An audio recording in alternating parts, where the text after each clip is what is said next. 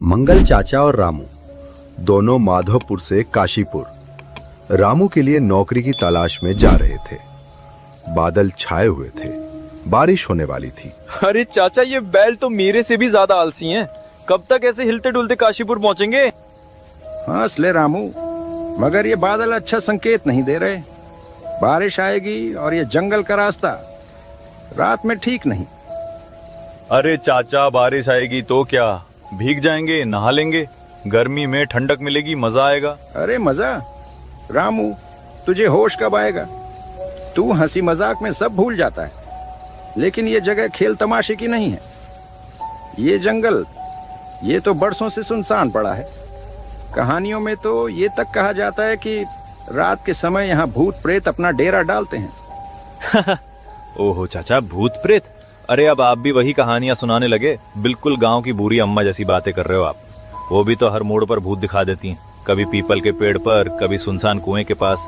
सच कहूं तो आपकी बातें सुनकर मुझे डर से ज्यादा हंसी आ रही है। तभी बिजली जोर से गरजने लगती है। दोनों ऊपर की ओर देखने लगते हैं। चाचा, ये बादल तो ऐसे लग रहे हैं जैसे कोई बड़ा तूफान ला रहे हो। कहीं हम फंस ना जाएं? मैंने तुझे पहले ही कहा था ना, जल्दी निकलना था, पर नहीं, तुझे तो बातें बनाने से ही फुर्सत नहीं मिलती। अब देख, ये बैल भी बार बार रुक रुक कर चल रहे हैं, जैसे इन्हें भी रास्ता अच्छा न लग रहा हो। बारिश होने से पहले हमें कहीं रुकने की जगह देखनी होगी। अरे चाचा, अभी आपने जिस जगह का नाम लिया था वही शायद हमारे सामने है। देखो ना, उस ओर से हल्की हल्की रोशनी झिलमिला रही है। लगता है कोई इमारत है। और गौर से देखो, ऊपर बोर्ड पर कुछ लिखा भी दिख रहा है। हाँ, वही होगा, माधवपुर स्कूल। चलो, क्यों ना वहीं चलते हैं। जंगल के बीच में स्कूल? ये तो वाकई अजीब है। कोई गांव बस्ती तो आसपास नहीं दिख रही, चारों तरफ बस घना जंगल। तभी अचानक एकदम से बारिश शुरू हो जाती है। चाचा, इतनी तेज बारिश में अगर हम जंगल में ही भटकते रहे तो और मुसीबत होगी। देखिए, रास्ता पूरा कीचड़ हो गया है। उससे अच्छा है कि हम उस स्कूल के अंदर चले जाएं। कम से कम छत तो मिलेगी। और ये आपकी भूत प्रेत वाली कहानियों पर भरोसा करते रहे ना, तो ठंड और बारिश में यहीं बीमार पड़ जाएंगे। वो दोनों स्कूल की ओर जाने लगते हैं। बाहर से दिखने में स्कूल बहुत ही भयानक लग रहा था, पर बारिश इतनी तेज थी कि उन दोनों के पास वहां रुकने के अलावा कोई और रास्ता नहीं था। बैलगाड़ी से उतरकर वो दोनों स्कूल के अंदर जाने लगते हैं। रामू, एक बार फिर से सोच ले, जंगल के बीचों बीच स्कूल, ये बात गले नहीं उतर रही। देख, ना आसपास कोई गांव है, ना बच्चों की आवाज, ना ही कोई और इंसान। बस अंधेरा, पेड़ों की सरसराहट और ये अचानक बरसात। मुझे तो बहुत अजीब लग रहा है। चाचा, आप तो हर वक्त बस शंका ही करते रहते हो। कभी कहते हो जंगल ठीक नहीं, कभी कहते हो रास्ता मनहूस है। अरे, इन पुरानी कहानियों ने आपको इतना डरपोक बना दिया है कि हर चीज में भूत दिखाई देता है। जरा सोचो, इतनी तेज बारिश में अगर हमें ये स्कूल ना मिला होता तो हम कहाँ जाते? कम से कम छत तो है हमारे सिर पे, और आप हैं कि मिलने वाली राहत में भी सिर्फ शक ही ढूंढ रहे हो। वो स्कूल के अंदर आ जाते हैं, जहां पर कुछ बच्चे नीचे बैठे थे और स्कूल के मास्टर जी उन बच्चों को पढ़ा रहे थे। अरे इतनी रात को मेहमान, बाहर तो तेज बरसात हो रही है, जंगल में रुकना सही नहीं है। अंदर आ जाओ, स्कूल की दीवारें तुम्हें बारिश और ठंड से बचा लेंगी। वैसे भी जो यहाँ आता है खाली हाथ कभी नहीं जाता। धन्यवाद मास्टर जी। सच में आप तो हमारे लिए देवदूत बनकर आए हैं। इतनी घनी बारिश, अंधेरा और ये सुनसान जंगल, मैं तो सोच रहा था कि अब रात कैसे कटेगी, पर आपकी ये दयालुता हमें हिम्मत दे रही है। चाचा, देखिए ना, इंसानियत आज भी जिंदा है, वरना भला कौन इतनी रात को अजनबियों को अपने स्कूल में जगह देता। धन्यवाद। अरे बेटा, धन्यवाद किस बात का? ये तो मेरा ही कर्तव्य है। ये स्कूल हमेशा से मेहमानों के लिए खुला है। तुम जैसे मुसाफिर तो अक्सर ही यहाँ आ जाते हैं।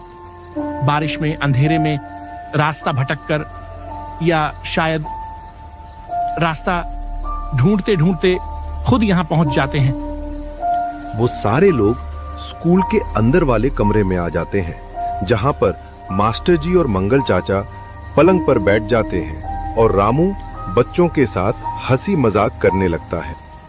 अरे रामू अंकल, आपको डर नहीं लगता क्या? इतनी रात को इस सुनसान जंगल में, और अब इस पुराने स्कूल में बैठे हुए बिल्कुल भी डर नहीं लगता? अरे पगले, डर नाम की चीज तो मैं सुबह के नाश्ते के साथ खा जाता हूँ। बड़े बड़े पहलवान तक कांपते हैं मेरे सामने। डर तो खुद मुझे देख के छुप जाता है।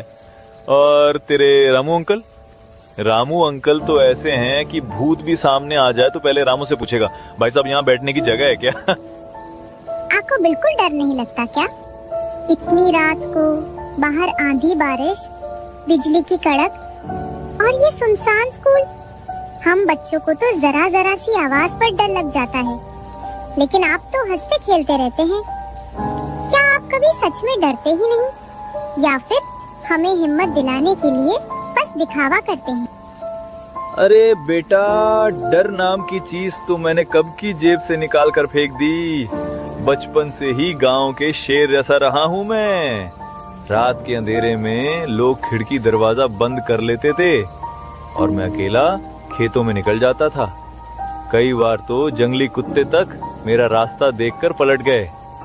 डर वो तो मेरे लिए वैसे ही है जैसे धूल पैर की ठोकर से उड़ गया। अच्छा, तो तुम इतने हिम्मत वाले हो रामू। बड़ी बड़ी बातें करना आसान होता है, पर असली हिम्मत तो तब साबित होती है जब दिल की धड़कनें खुद तुम्हें धोखा देने लगें। चलो, आज मैं सबको एक कहानी सुनाता हूं, फिर देखेंगे ये तुम्हारी हिम्मत कितनी देर तक साथ देती है। बेटा, इस स्कूल की पुरानी दीवारों में बहुत राज छिपे हैं। कहते हैं कई साल पहले एक पूरी क्लास अचानक ऐसे गायब हो गई जैसे हवा में घुल गई हो। पर अजीब बात यह है, उनकी आवाजें अब भी रात में सुनाई देती हैं। पता नहीं ये सच है या बस लोगों का वहम। अरे मास्टर जी, आपकी कहानी सुनकर तो लग रहा है जैसे आप भी उसी गायब हुई क्लास के हेड मास्टर थे। इतनी पुरानी बातें सुनाकर हमें डराएंगे? हम तो गांव के रहने वाले हैं, यहाँ की हवा पानी से ज्यादा किसी चीज से नहीं डरते। ठीक है बेटा, तुम हंसी मजाक बनाते रहो। जब सामने आएगा तब असली ताकत का पता चल ही जाएगा। चलो बच्चों, अब तुम्हारा पढ़ाई का समय हो गया है। इन अंकल को सोने दो, हम चलते हैं। राम, तुझे कुछ अजीब नहीं लगता इन लोगों के बारे में? मुझे तो इनकी बातें ही कुछ ठीक नहीं लगती, और जिस तरह से हाव भाव बदलते हैं उसमें भी कुछ गड़बड़ है। जैसे ये सब वैसा नहीं है जैसा दिख रहे हैं। अरे चाचा, फिर से शुरू हो गए। भूत कुछ नहीं होते। आपने देखा नहीं क्या कैसे वो बच्चे मेरे साथ खेल रहे थे? अगर भूत होते तो क्या ऐसे हंसते खेलते मेरे साथ समय बिताते? देखो रामू, ये दुनिया हमेशा वैसी नहीं होती जैसी आंखों को दिखती है। कभी कभी इंसान को वही नजर आता है जो उसे देखना चाहिए। असलियत तो परछाइयों के पीछे छिपी होती है। तुम्हें लग रहा है सब ठीक है, बच्चे खेल रहे हैं, हंसी मजाक हो रहा है, लेकिन बेटा, रात का समय धोखा देने में सबसे तेज होता है। खैर, अभी तुम थक गए होगे, सो जाओ। रात धीरे धीरे कट गई। रामू सो गया। वहीं मंगल चाचा पलंग पर बैठा रहा, खिड़की से आती ठंडी हवा और बारिश की आवाज सुनते हुए। अगले दिन रामू और मंगल चाचा जाने के लिए तैयार खड़े थे। अंकल, आप मत जाइए ना। मुझे बिल्कुल भी अच्छा नहीं लग रहा कि आप वहाँ जाएं। आप यही हमारे पास रहें। हम सब चाहते हैं कि आप हमारे साथ ही रहें। अरे बेटा, मुझे जाना तो पड़ेगा, पर कोई बात नहीं, डर मत। मैं वापस आता आता तुमसे मिल के जाऊंगा। तब तक तुम यही पढ़ाई करो, अपने दोस्तों के साथ खेलो और अपनी पढ़ाई पर ध्यान दो। कोई बात नहीं बच्चों, अंकल को जाने दो, आप चिंता मत करो। ये अंकल अब हमारे पास ही रहेंगे, चाहे वे खुद को दूर समझें या समय उन्हें यहाँ लाने में देर करे, फिर भी वे हमेशा यहीं आएंगे। बस तुम लोग शांत रहो, अपनी पढ़ाई पर ध्यान दो और कोई फिक्र मत करो। मंगल और रामू बैलगाड़ी पर बैठते हैं और काशीपुर की ओर बढ़ने लगते हैं। अरे रामू, तुमने मास्टर जी की वो बात सुनी? उसने जो अंदाज अपनाया था, मुझे तो उसकी आंखों में एक अजीब सी चमक दिखी, जैसे अंदर से वह बहुत खुश है और कुछ छुपा रहा हो। सच में उसकी यह खुशी और वो रहस्यमय हाव भाव, कुछ तो गड़बड़ है। हाँ चाचा, उसकी ये बात मैंने भी ध्यान से सुनी।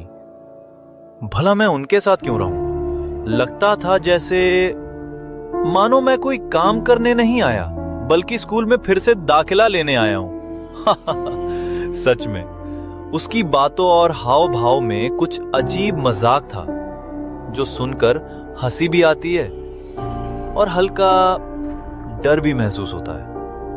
मैं भी तो कब से तुम्हें यही समझाने की कोशिश कर रहा था रामू, पर तुम हो कि मेरी बात सुनने को तैयार ही नहीं थे। बार बार मुझे ये सब कहना पड़ा और तुम फिर भी अपनी समझ पर टिके रहे। खैर, शुक्र है भगवान का कि अब हम आखिरकार काशीपुर पहुंचने वाले हैं। देखो, अब जो भी होगा हम दोनों साथ हैं और सब ठीक रहेगा। दोनों काशीपुर चाय की टपरी पर रुकते हैं। कल रात से ही हम ठंड और बारिश में फंसे रहे और न हमें थोड़ी गर्म चाय मिली, न कुछ खाने को। और वह मास्टर जी, क्या कहूं, ऐसा मास्टर पहले कभी देखा ही नहीं। उसने न हमसे चाय के लिए पूछा, न खाने के लिए कोई बात की। ऐसा लग रहा था जैसे हम यहाँ बस वक्त काटने के लिए ही बैठे हों। ये बातें, ये हंसी मजाक, आप सच में नहीं जानते कि वहाँ क्या सच है। आपको असली सच का कोई अंदाजा तक नहीं है। वो मास्टर, वो स्कूल, वहाँ जो हुआ, उसकी हकीकत आपके समझ से बाहर है। सच कहूं तो वहाँ की हवा और खामोशी भी सिर्फ दिखावा नहीं है। हर चीज में कुछ तो गहरा और डरावना है। डरावना, वो तो मुझे भी थोड़ा सा लगा, पर सच कहूं तो उन बच्चों से मिलकर अच्छा ही लगा। जो डर हमें लग रहा था वो तो कहीं गायब ही हो गया। बिल्कुल भी डरावने नहीं थे, हंसी मजाक कर रहे थे और साथ ही पढ़ाई भी कर रहे थे। सच में उनकी मासूमियत और जोश ने सब डर हल्का कर दिया। अरे भाई, ये तुम क्या कह रहे हो? वो स्कूल इतने सालों से बंद है। वहां के बच्चे और मास्टर जी ये तो कब के मर चुके हैं। सच में उस स्कूल में एक हादसा हुआ था और वही हादसा उनकी मौत का कारण बना। तुम्हें लगता है कि वहां कोई अब जी रहा है? नहीं, सब खत्म हो चुका है। जो तुम्हें हंसते खेलते और पढ़ाई करते हुए दिखाई दे रहा था, वो सब अब बस यादों और परछाइयों का खेल है। ये तुम क्या कह रहे हो भाई? हम तो पूरी रात वहीं थे, उन बच्चों के साथ खेले, बातें की, हंसी मजाक किया। मास्टर जी से भी मुलाकात हुई, उन्होंने तो हमें बड़े अपनापन से समझाया था। और अब तुम कह रहे हो कि वो सब तो बरसों पहले मर चुके हैं। ये कैसे मुमकिन है? हमारी आंखों ने जो देखा, हमारे कानों ने जो सुना, क्या वो सब झूठ था? अगर आप लोगों को मेरी बात पर यकीन नहीं है तो एक काम कीजिए, आप सरपंच जी से जाकर पूछ लीजिए। उन्हें सब सच पता है। इस स्कूल का हर राज, वहां के मास्टर और बच्चों की मौत की पूरी दास्तान, सब उन्हीं से पूछना। गांव में और कोई इतना सच नहीं बताएगा। वो दोनों सरपंच जी के पास जाते हैं। सरपंच जी, हमें आपकी मदद चाहिए। हम कल रात उस पुराने स्कूल में थे, वही जो गांव के बाहर खंडहर सा खड़ा है। हमने वहां बच्चों के साथ खेला, मास्टर जी से बातें की, सब कुछ बिल्कुल सच लगा। मगर आज सुबह चाय वाले भाई ने हमें बताया कि वो स्कूल तो बरसों से वीरान पड़ा है और मास्टर जी और बच्चे तो सालों पहले इस दुनिया को छोड़ चुके हैं। हमें सच सच बताइए सरपंच जी, आखिरकार सच्चाई क्या है? क्या तुम लोग सच में रात उस स्कूल में रुके थे? हे भगवान, तुमने बहुत बड़ी गलती कर दी। वो जगह तो बरसों से बंद है। वहां ना कोई मास्टर जी है, ना कोई बच्चे, सबकी आत्माएं हैं। अब जब तुम वहां रात गुजार चुके हो तो इसका मतलब है कि तुम उनकी नजरों में आ गए हो। अम्मा, कृपया हमें कोई रास्ता दिखाइए। अब क्या हो सकता है? हम तो अनजाने में ही वहां ठहर गए थे। वो हादसा क्या था, हमें पूरा सच जानना है, ताकि हम समझ पाएं कि अब हमें किस मुसीबत का सामना करना पड़ेगा। बेटा, सालों पहले उस मास्टर ने बच्चों को स्कूल में कैद कर लिया था। गांव वाले उन्हें बचा न सके, गुस्से में स्कूल जला दिया। मास्टर और बच्चे सब उसी आग में खत्म हो गए। तब से उनकी रूहें वहीं भटक रही हैं, और जो भी वहां जाता है वो उनकी नजरों में आ जाता है। अब तुम दोनों को आज की रात निकालनी होगी। हाँ बेटा, अगर तुम ये एक रात बच गए तो फिर कोई तुम्हारा कुछ नहीं बिगाड़ पाएगा, लेकिन याद रखना ये रात आसान नहीं होगी। हर पल तुम्हारी हिम्मत की परीक्षा होगी। सरपंच जी, हमें आपकी मदद की जरूरत है। क्या आप हमें आज की रात कहीं रुकने के लिए जगह दे सकते हैं? हम बहुत थक चुके हैं और अब तो डर भी और गहरा गया है। बस इतनी गुजारिश है कि कहीं ऐसा ठिकाना बता दीजिए जहां हम चैन से रात काट सकें। सरपंच उन दोनों को अपने साथ आपके पुराने घर में ले आता है। रात भी हो गई थी, अब बस एक रात की बात थी सब ठीक होने के लिए।